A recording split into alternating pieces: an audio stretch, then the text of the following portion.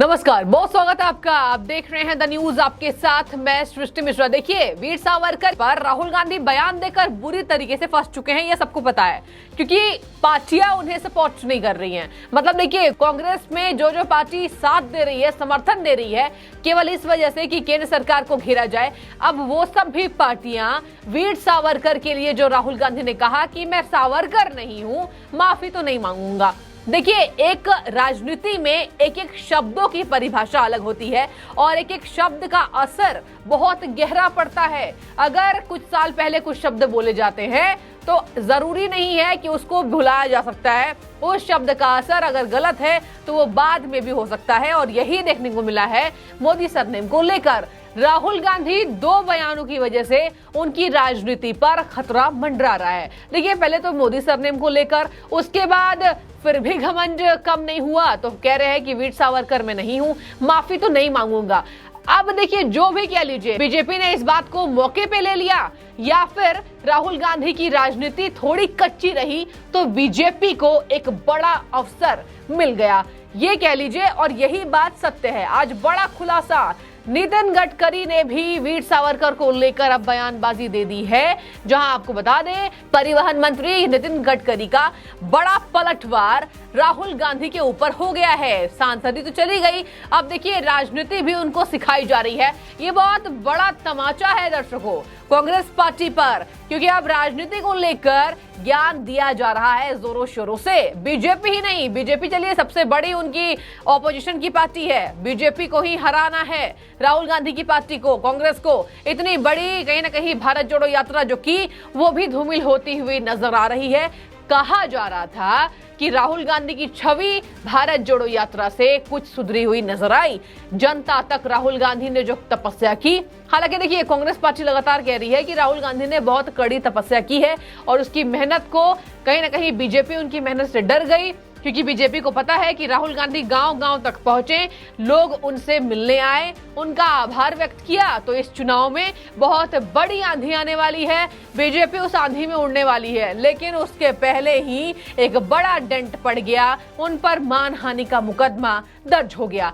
वही नहीं, अब देखिए, सावरकर के मुद्दे पर एक एक करके बड़े नेताओं का बयान सामने आ रहा है। एनसीपी ने पहले किनारा किया, सावरकर के मुद्दे को उद्धव ठाकरे के गुट ने किनारा किया, शरद पवार ने किनारा किया, अजित पवार ने इसको लेकर टिप्पणी कसी। अब देखिए, यहाँ पर नितिन गडकरी ने क्या कहा, हम राहुल गांधी का धन्यवाद ज्ञापन करते हैं। देखिए, बहुत बड़ी राजनीति इसके अंदर भी समझ में आ रही है, जो जनता को समझनी जरूरी है।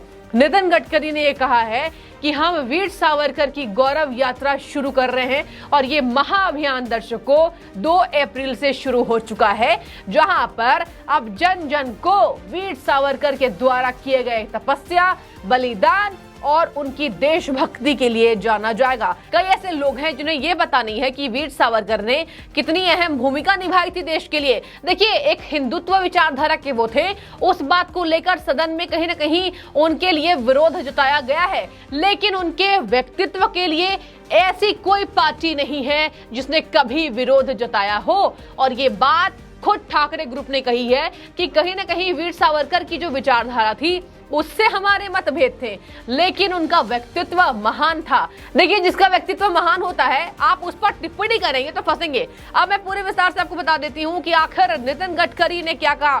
सबसे पहले तो नितिन गडकरी जिस तरीके से बेबाकी से बोलते हैं, उसके लिए उनकी सराहना सदन के अंदर होती है, और नितिन गडकरी का नाम ही काफी है क्योंकि उनका काम बोलता है। और देखिए, उनका काम किस तरीके से बोल रहा है, ये भारत की जनता इस बार वोट में बताएगी। कहा जा रहा है कि नितिन गडकरी का बहुत बड़ा हिस्सा है बीजेपी को जिताने के लिए। नितिन गडकरी ने जो काम किया है, और लगातार बिना थके बिना रुके नितिन गडकरी काम करते रहते हैं, और यही वजह है कि बीजेपी मजबूत होती जा रही है। देखिए, नितिन गडकरी ने कहा है कि राहुल गांधी का बहुत बहुत धन्यवाद, हम राहुल गांधी के आभारी हैं। आभारी कह दिया, किस लिए? तो बहुत सारे लोग वीर सावरकर के बलिदान को नहीं जानते हैं। हमने ये गौरव यात्रा की शुरुआत की है। अब हम वीर सावरकर क्या थे, एक रूम में रहते थे और वहीं पर वो अपने नित्य क्रिया करने को मजबूर थे। राहुल गांधी पर बहुत बड़ा पलटवार किया है। सुनिए जरा, कह रहे हैं वीर सावरकर राहुल गांधी कभी नहीं बन सकते हैं। हाँ, हम उनके लिए एसी लगवा सकते हैं। अब देखिए, एसी के शब्दों में जो उन्होंने कहा है, इसमें बहुत बड़ा प्रहार राहुल गांधी के ऊपर है। क्या कहा उन्होंने? एक रूम में अगर राहुल गांधी बंद हो जाएं, तो वीर सावरकर ने जो तपस्या की है वो राहुल गांधी नहीं कर सकते। वीर सावरकर एक छोटे से कमरे में रहकर उन्होंने अपने सजा को भुगता है और वहीं पर वो अपने नित्य क्रिया करने के लिए मजबूर थे। राहुल गांधी ऐसा कभी नहीं कर सकते। ये बहुत बड़ा हमला वीर सावरकर को लेकर राहुल गांधी को दिया जा रहा है और ये किया है केंद्रीय मंत्री नितिन गडकरी ने। आपको बता दें, उन्होंने कहा कि राहुल गांधी ने तो अपमान कर दिया, अब जनता उन्हें बताएगी, क्योंकि इस अपमान से सावरकर का कद छोटा नहीं लेकिन बहुत बड़ा हो चुका है। उसके साथ ही उन्होंने कहा कि हम सावरकर को घर घर लेकर जाएंगे और ये मौका किसी और ने नहीं, खुद कांग्रेस सांसद रहे राहुल गांधी ने हमें दे दिया है। इसके साथ साथ उन्होंने राहुल गांधी का धन्यवाद ज्ञापन किया है और कहा कि राहुल गांधी को ये जारी रखना होगा। अब जरा सुनिए, राहुल गांधी को उनकी दादी और उनके दादा को भी लेकर उन पर टिप्पणी की जा रही है। उन्होंने कहा कि राहुल गांधी अगर माफी की मांग कर लेते तो पहले तो सबसे पहले उन्हें यह पढ़ना चाहिए कि उनकी दादी इंदिरा गांधी, उनके दादा फिरोज गांधी ने सावरकर के बारे में क्या कहा। गडकरी ने आगे कहा कि ये सावरकर थे जिन्होंने दिखाया हिंदुत्व जीवन का एक तरीका है, उन्होंने जाति की बाधाओं को तोड़ दिया। इसके साथ ही आपको बता दें, उन्होंने ये भी कहा, अब यही नहीं, नितिन गडकरी ने तो उन पर जुबानी हमला बोला।